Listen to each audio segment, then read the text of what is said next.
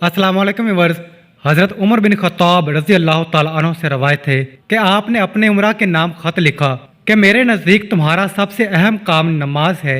जिसने उसकी हिफाजत व पाबंदी की उसने अपने दीन की हिफाजत की, और जिसने उसे ज़ाया किया तो फिर वो उसके अलावा दीगर अमूर दीन को ज्यादा ज़ाया करने वाला है। फिर आपने लिखा कि नमाज ज़ोहर का वक़्त ये है कि साया एक हाथ हो, और ये उस वक़्त तक रहता है कि तुम में से हर एक का साया उस आदमी के साय के बराबर हो जाए। और नमाज असर का वक़्त ये है कि सूरज बुलंद सफेद और चमकदार हो, और इतना वक़्त हो कि सवार गुरूब आफ्ताब से पहले 2 या 3 फरसख तकरीबन 10 या 15 किलोमीटर का फासला तय कर सके। और नमाज मगरब का वक़्त वो है जब सूरज गुरूब हो जाए, और नमाज इशा का वक़्त शफ़क़ खत्म होने से शुरू होता है और तहाई रात तक रहता है। बस जो शख्स सो जाए तो अल्लाह करे उसकी आंख को आराम हासिल ना हो, और जो शख्स सो जाए तो उसकी आंख को आराम हासिल ना हो। अल्लाह करे जो सो जाए तो अल्लाह करे उसकी आंख को आराम हासिल ना हो। और सुबह का वक़्त वो है कि जब सुबह सादिक हो जाए लेकिन सितारे अभी नुमाया ना हो। आज का सवाल, जब पहली मर्तबा वही नाजिल हुई तो आप सल्लल्लाहु अलैहि वसल्लम की उम्र कितनी थी?